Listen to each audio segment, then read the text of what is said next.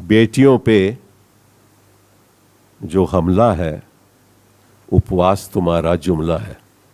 बेटियों पे जो हमला है, उपवास तुम्हारा जुमला है।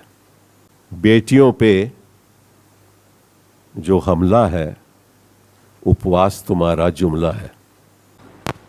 प्रधानमंत्री जी ने एक बहुत अहम नारा दिया था, बेटी बचाओ बेटी पढ़ाओ। आज हमें लग रहा है वो नारा नहीं था, वो एक चेतावनी थी।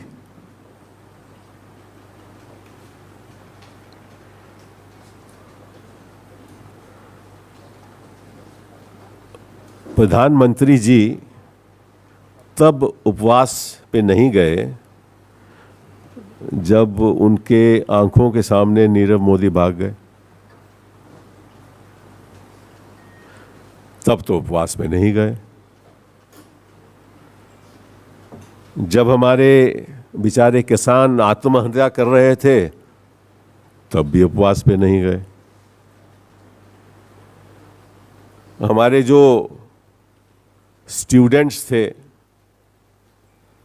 जब उनके सीबीएसई के पेपर लीक हुए, तब भी उपवास पे नहीं गए। एसएससी के पेपर लीक हुए, तब उपवास पे नहीं गए। जज लोया साहब की हत्या हो गई, तब उपवास पे नहीं गए। काला धन आया नहीं, तब उपवास पे नहीं गए।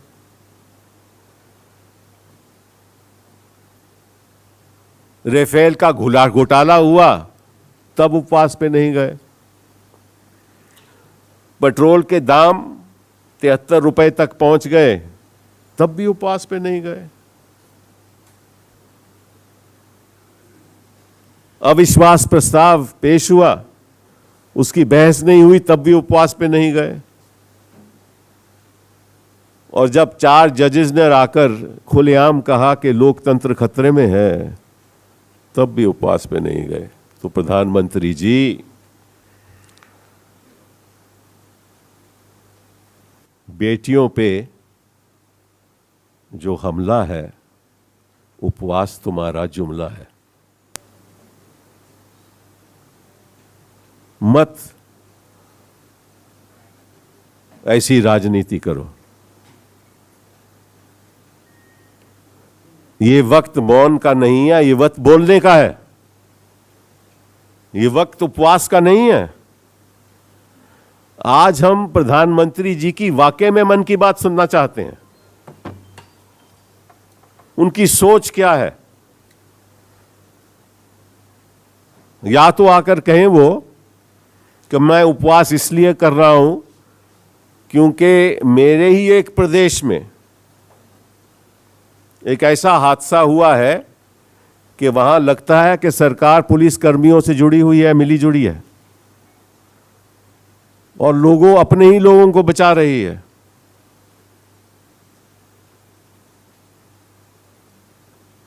मैं आपको याद दिलाना चाहता हूं, कुछ मंत्री आज सरकार में बैठे हुए हैं जिन्होंने बड़े बयान दिए थे।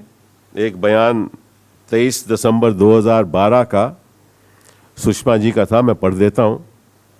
वंडर वाई, नहीं, स्मृति जी का था। Wonder why the PM can address the nation on FDI, but not on the challenge the nation faces with regards to women's safety. Guess FDI is more important than rape.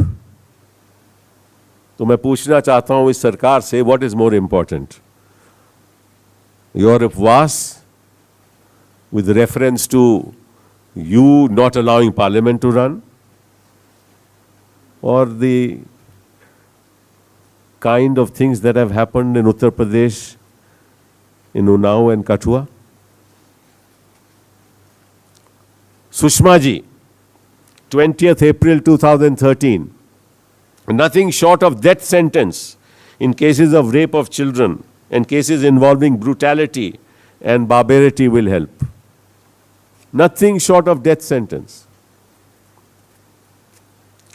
Sushma ji, 30th November 2010, BJP women MPs to sit on dharna before Parliament House at 10 a.m. tomorrow demanding action against culprits of Dhaula Kuआं rape case.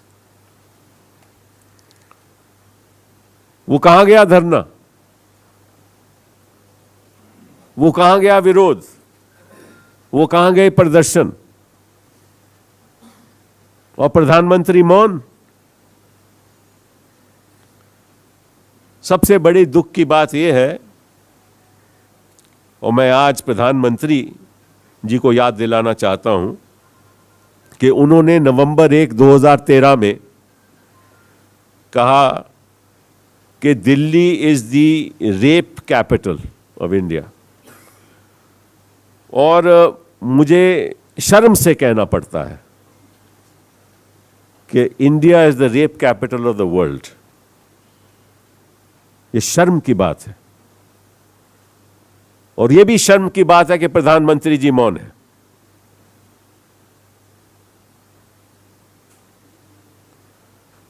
और मोदी जी ने 11 जून 2014 में ये कहा कि आपको बलात्कार के बारे में राजनीति नहीं करनी चाहिए। सही कहा,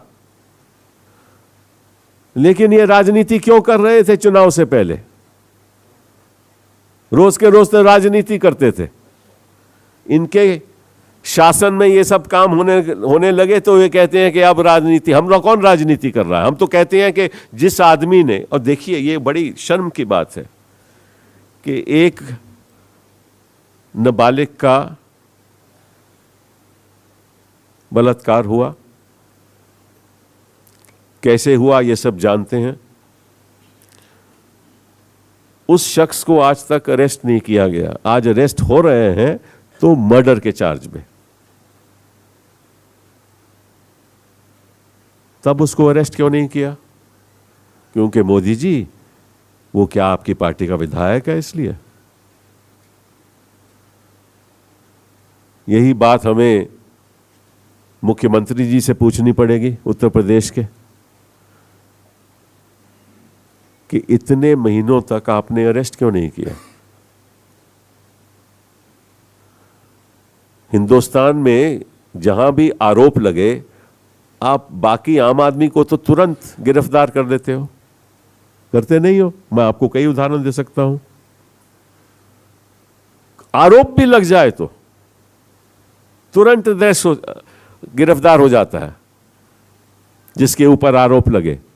यहां बलात्कार हो गया, 164 का पहले बयान हो गया, उसके बाद उन्होंने कह दिया, तब भी अरेस्ट तब नहीं किया गया। क्यों मोदी जी? प्रधानमंत्री जी ये बताओ, ये क्यों हो रहा है आपके राज्य में?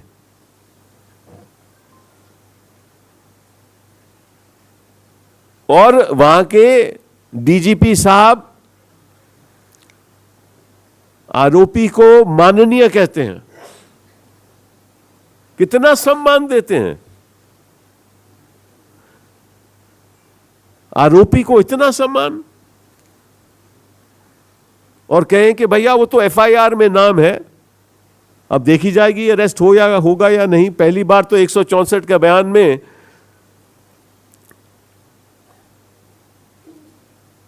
उस बिचारी ने कुछ इनका नाम नहीं लिया था, और उन्होंने आज सफाई दे दी। इसलिए नहीं लिया था क्योंकि हमें खौफ था।